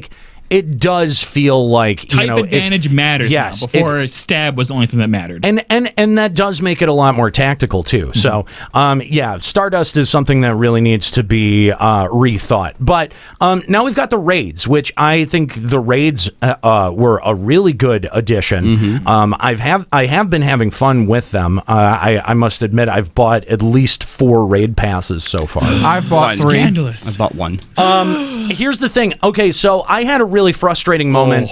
I had a really frustrating moment last night, and this is something that I think Niantic really needs to fix about the system. So there is a Discord that kind of shouts out some local goings on for Pokemon Go. Cheater. And they've been doing info sharing about raids, and so I found out about a raid, Tyranitar raid that was about 10 minutes from where I lived. Hopped in the car, hit traffic snags twice on the way there because there was a concert letting out and the fucking highway was backed up for God knows why. And I got there with 30 minutes left. Found I started, hit the raid pass, found a group of I want to say it was 5 at that point, right? And we're all kind of standing around, kind of talking about it and fighting, and we get it down to a 3rd health. And then my Facebook Messenger dings, and everything crashes. Facebook Messenger crashes. Who was it that crashed you? You guys. It was you. No, specifically. I don't know. I don't know which message started it. I was so pissed I didn't even want to bother. It's probably Robbie. But I restart, and by the time the app loads back up, they've completed the raid. And they're throwing Pokeballs at it. And I try to rejoin, and it starts me over from like finding other players. Yeah. It didn't ask for another raid pass, which is good, but there were not 6 other players around. Like, it was empty for a Tyranitar raid. Everyone already got their Tyranitar. In the middle of fucking Wayne State's campus. Like, you would expect that this should not be a hard place to find people to participate in. What I assume happened is everyone got their Tyranitar and split. Well, yeah, obviously. Yeah, so... But still, I had 20 minutes left in that raid, and not a one person came by and was like, trying to do that Tyranitar raid? Dude, what they need to do is on those raid windows show you how many parties are recruiting. Yeah. If I knew that even one party was recruiting, I would be fine. Because the thing is that you can't get into that party recruitment window until after you spend the raid pass. Or maybe they could give a little bit of incentive. Instead of like once you beat it, it completely shuts down. let people keep fighting it. Don't give them the chance to capture it every time or give them the same rewards. We give them XP. Reduced XP. Or Stardust. 1,000 Stardust to fight it again. Damn. Yes, people would sit there because people would farm that shit. People would farm that shit. You're and then right. that way anybody who showed up at any point once that raid hatched would probably stay there the whole time and keep going at it. You're totally right. Yeah. 100%. Yeah, and probably make it so you can't make it again unless a new player is there to prevent abuse. Well, even if there is abuse, as long as we're still using we'd still have to use restorative items, right? If something gets knocked out or gets healed. No, I think that is a perfectly viable ask. Totally. I think so too. That's totally reasonable. And it solves some problems. And I mean, again, we've identified more than a few problems with the system. It's a good change. Don't get me wrong. I'm definitely way more into the idea of doing gym battles. Like if I have an extra 15 minutes, I feel like I can go knock out a gym. Instead of everything being at level 10, I'd need to set aside a fucking hour to be able to do it. Yeah. It was the old system was terrible. This is a lot better, and they've thought a lot about the incentives and why players should do something. My other big criticism is that and granted, some of this probably has to do with the fact that it was launch weekend. They had just put it out, so a lot of data is going back and forth between nodes and people fighting. Okay, but if I see that network error one more time, I'm gonna lose my shit. You talking about when you try to feed a berry? No, in the middle of a fight, I'll be fighting something, deplete its HP, and then it'll still let me sit there and swing, and then it goes network error, and their HP goes back up by 3/4, and mine is still exactly where the fuck it is. I see a lot of stuff similar to that. As I'm fighting, HPs will keep resetting or jumping back up, or the progress bar for moves will do the same. Yes. Or if you switch Pokemon, they'll kind of play magical Pokeball or musical Pokeball first. Just tap. It doesn't matter who's out. Just tap. Yeah, so that's annoying. But sometimes when I'm feeding berries, it'll just say error, and the berry won't be fed. I've had that happen before. I think the gym problem is way more annoying because it's time consuming. Yeah, a lot of times it will network error and get stuck so much that it counts down the remaining time and then boots me. And it's like, dude, there was one gym that I was struggling with yesterday that I just got so fucking frustrated with it. And it did not help that an entire fucking carload of mystics came up and reinforced it. And did you Molotov them? No, I almost got out and beat the living fucking Christ out of them because they threw shit at my car. What? Whoa, that's dirty business. You shoulda. I tailgated them for probably a good couple of blocks until they pulled into a driveway, and then I cross-blocked the driveway, and they got out, and there was 4 of them, and I said, I will beat the living fuck out of all 4 of you if you ever touch my car again. Because, I'm sorry, this is a fucking game. Yeah. This is a fucking game, and all I'm doing is I'm sitting there minding my own fucking business, playing the game. I don't give a shit if you're a part of another team. And I don't give a shit if it didn't actually damage my car. Yeah, no, that's you don't fucking do that. You don't fuck with the car. And these kids were like 18. They stupid kids. They were 18. They honestly, the 4 of them probably could have beat the shit out of me. But I had enough fucking righteous indignation in that moment. Take out a few of them at least. Where I would have beat all 4 of them, and then and I would have beat them in front of their mom's house. Well, if they're 18, they weren't minors. Fuck them. That's bullshit. Yeah. You don't fucking do that.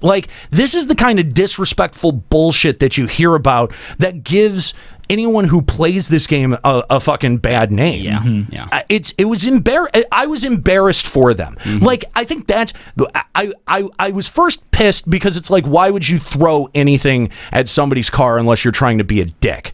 Right?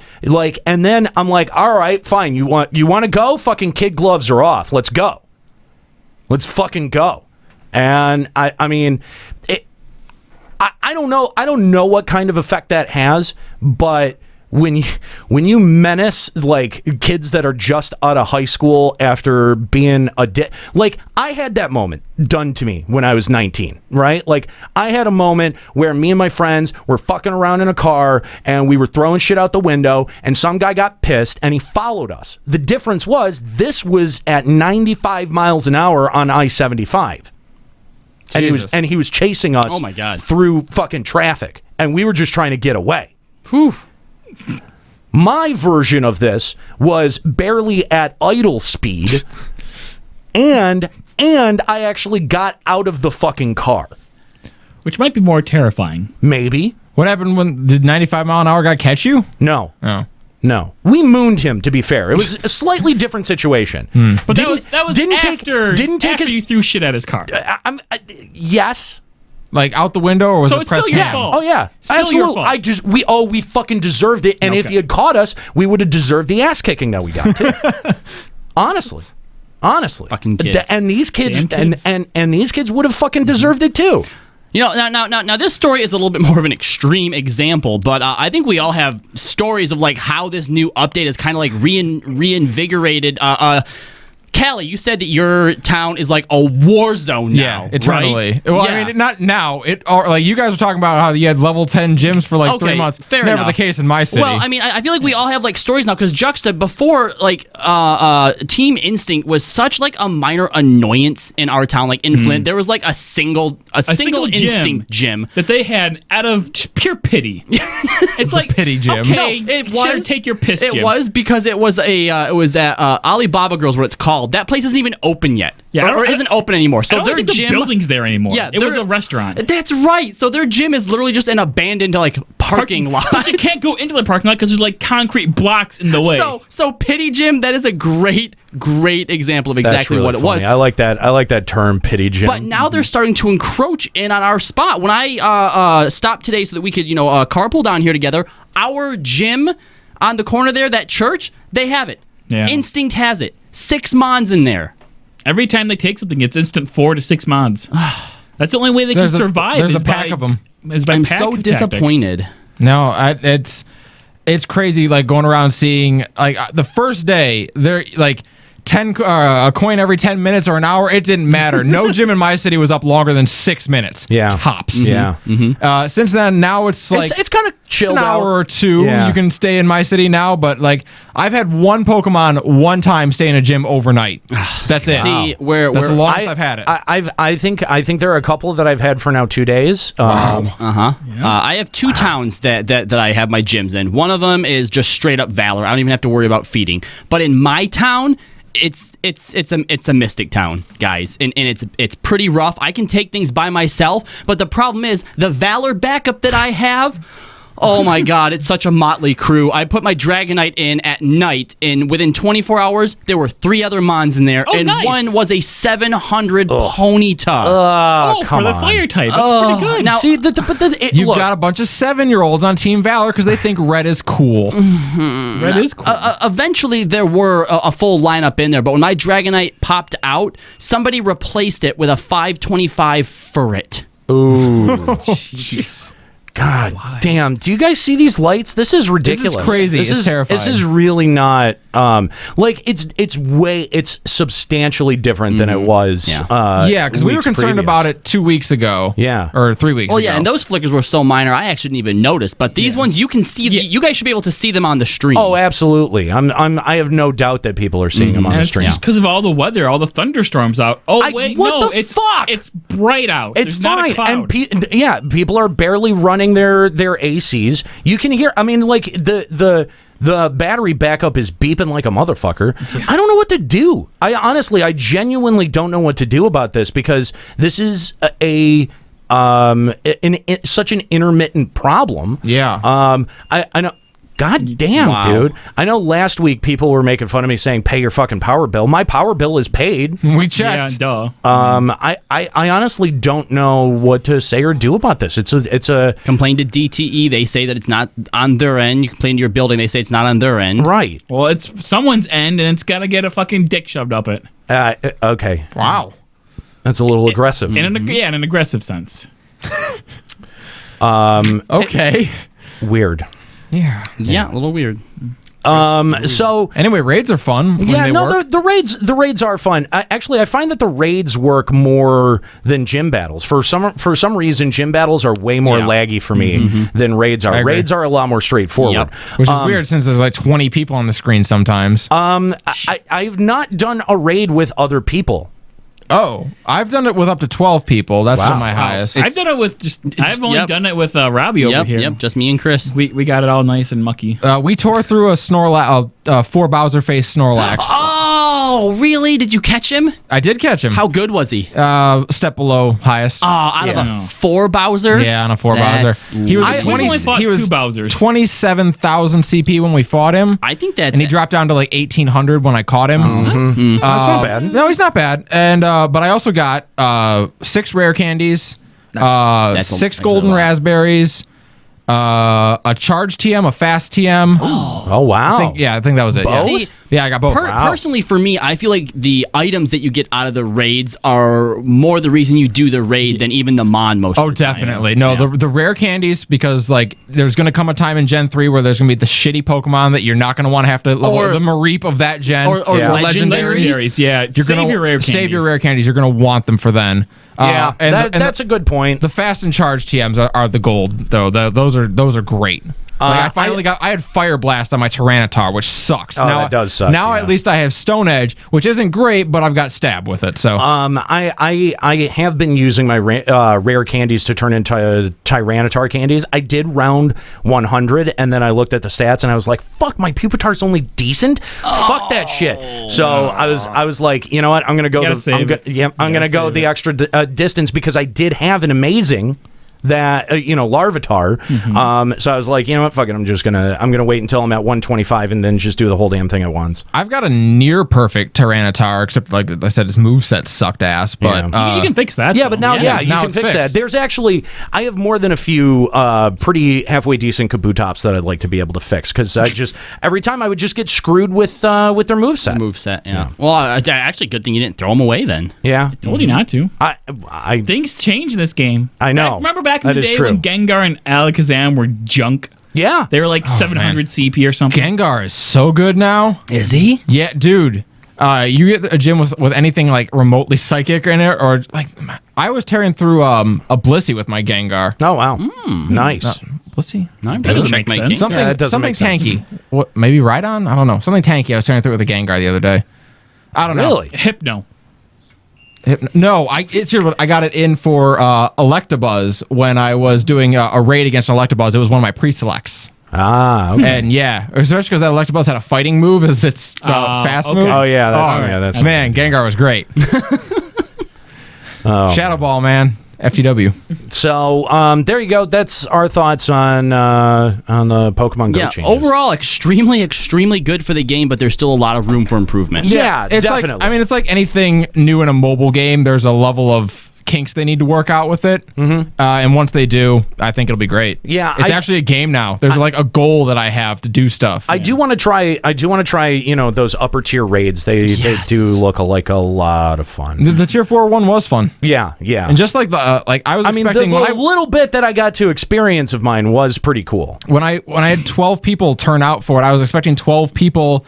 Nerds like me, but no, it was like the age range was like 16 to 50 probably, and like literally all ethnicities represented. It was cool. Dear God, Pokemon dude. Go bringing people together. Dude, this is terrifying. Yep. I don't know how we're going to get through LVR if it's like this. Like, this is legitimately the worst that I've ever seen it. But last week it did clear up after FEC and went to LVR. That is true, and we can affect the voltage a little bit by turning down the lights. Yeah. I mean, that's the only, or turning off the lights. That's really the only thing I know to do. It would fuck this show because then you wouldn't be able to see us, but that's probably for the best. I mean, maybe, yeah. Maybe that'd be an improvement. It's not like anyone really wants to see us anyway. So, what do you think the big thing is they're going to have at Chicago? Because I was first legendary. It's got to be. It's first level 5 raid will be there, and region locked Pokemon will be there. That's my guess. Well, actually, Chris has a.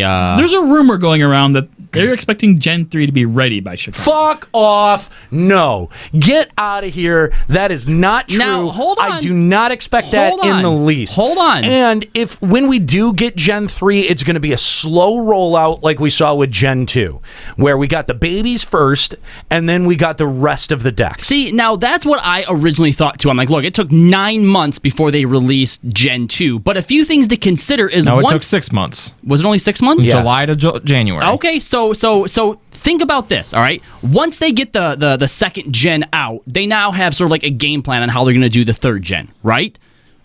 A lot of the kinks you have to figure out like how to implement it. They have that. So that's going to cut down on a little bit of the time that it takes to get Gen 3 out. The other thing is that they released Gen 2, it was like February-ish when, I mean, it was still technically winter months, but a lot of places were already seeing kind of summery weather. I think we talked about that on more than one occasion, right? Releasing it right in the dead of winter, like December, would have been weird. We're really getting at like the height of summer right now, and it's been 4 months. So the discrepancy between a 6-month release and a 4-month release, and it'll be actually closer to 5 months. Closer to 5 months when we get to the actual event. Month was just server hiccups. Man. Fuck off, man. You know that Pokemon Go and Niantic, they're going to do what every other fucking game developer does. They're going to trot this latest update out like their big up. That's the summer update. You guys got the summer update. You're playing it right now. Congratulations. That's supposed to carry you through summer. And then, oh, by the way, in 6 months, then we'll start introducing Gen 3. My guess was Gen 3 at the end of August. I was going to say, you think that they're going to wait an entire year from Gen 2 to Gen 3? No, not an entire year. They'll wait. I mean, it'll be closer. August.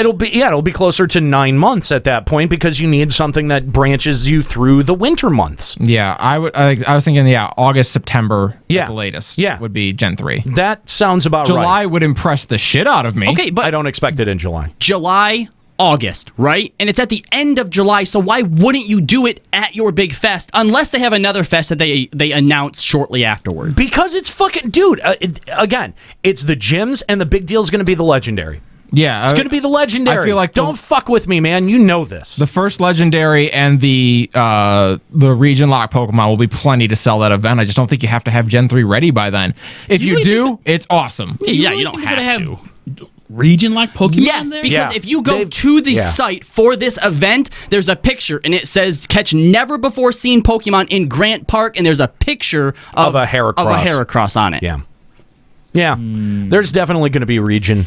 Man, that doesn't sit well with me then. Well, I think the idea... Because you're not going? No, because this should be region locked. Yeah, region locked to Grant Park. I don't think... No. Hey, I don't think that they're going to be... I don't think that they're going to be free roaming. I don't think that they're just going to pop randomly. I think that they're going to be specific raids. Yeah. Or they mentioned that there's going to be special 2-kilometer eggs you can only get in Grant Park that could also hold. Okay, those are two ways to output that seem pretty fair. If that's how you do it, if you do it through a raid, it takes 2 fucking hours to get to the fucking point where a raid pops. Come on, man, that's a 3-hour cycle. You're not in Chicago very long. No, but I just feel like if you're going to have region Pokemon, then they should retain their digital exclusivity. Yeah, they're still exclusive to this one event, though. But now you can get it in Chicago, and it's no longer exclusive to the lower hemisphere. For that one day. For that weekend. Not even the weekend. Not even a full anymore. Day. Not legit anymore. It's still legit. You're full Look at this conceptually. If there was actually stupid. If there was actually a big Pokemon worldwide festival, people would bring Pokemon from all over the world to trade theoretically at it. Yeah. Yeah. So this world where there is a big festival happening, you would be able to get them but there. You would know that Pokemon grew up in where its natural habitat is. Look, word for word, catch a wide variety of Pokemon, including some that have never been seen before in Grant Park. This is a great chance to fill in some gaps in your Pokédex. Heracross. Spoiler, Hitmonlea's never popped in Grant Park, and we're getting that first one. It's just dumb. I mean, that opinion is just really stupid. I think the thing that I'm most excited for, and this is something that you guys can get excited for too, is that they plan on having these challenges that both people at Grant Park and worldwide can help participate in. I'm interested in that. Yeah, it says work together with thousands of trainers in the park and millions around the world to complete challenges throughout the day and unlock amazing in-game rewards globally. I think we may see global raids.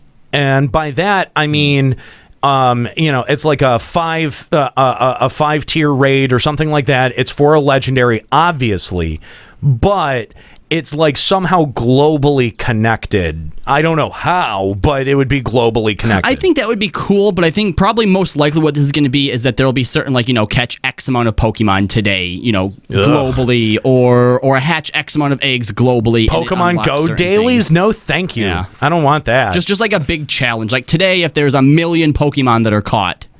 If we catch 1 million Pokemon today, we'll release Gen 3. Go! It's going to be catch 1 million Pokemon today. Here's 100 Stardust. Yeah, There you go. There you go. Womp, womp, womp. All right, guys. I think that's going to do it for our Pokemon Go discussion. Thanks for joining us for Final Encountercast. Hopefully our power will be able to hold out for Limit Break Radio. I really don't know what's going on with this shit, guys. I hadn't experienced a problem all week. I actually thought we were to the other side of it. And he jinxed us. And that is exactly what happened. I said it out loud, and now it's a problem. So if you heard beeping in the background, that has been the battery backup unit. I apologize for that. There's no way to not have that make its way onto the recording, so it'll be a little bit distracting for those listening on the podcast.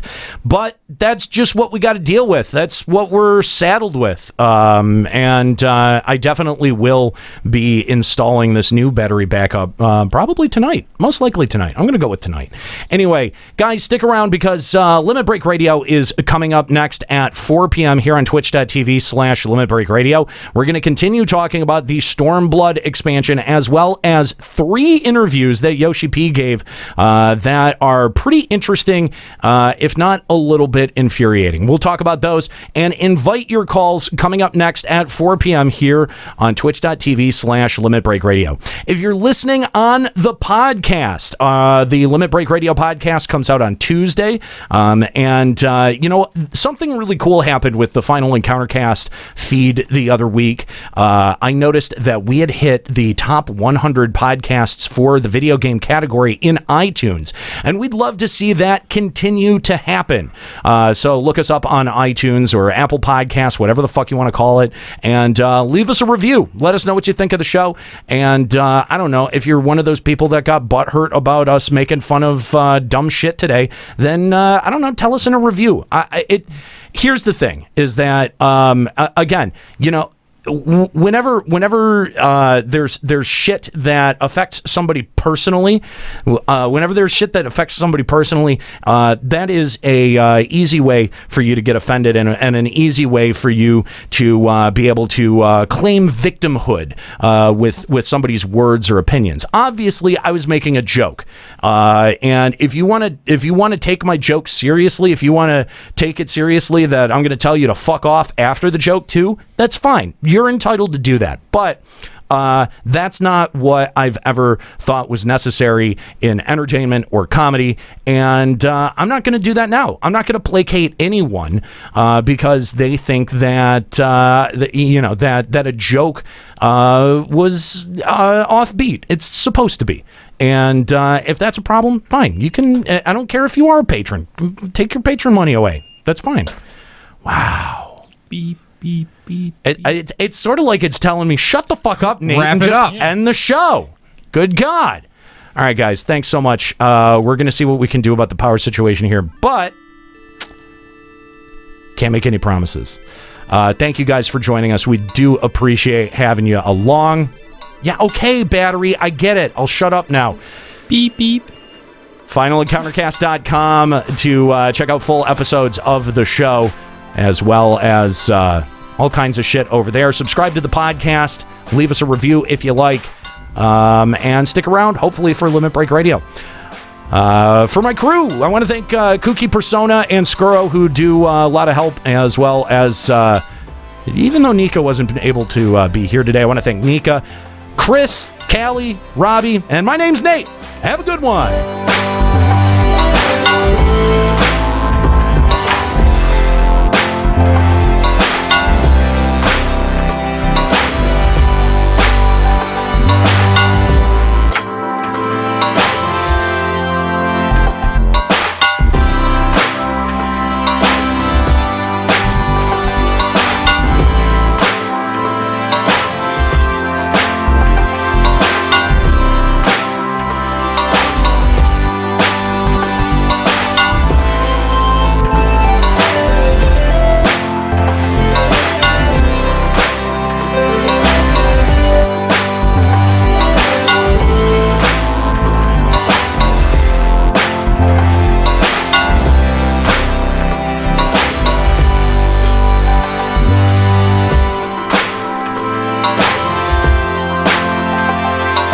Final Encountercast is a production of finalencountercast.com, Limit Break Radio, and Bender Media Productions.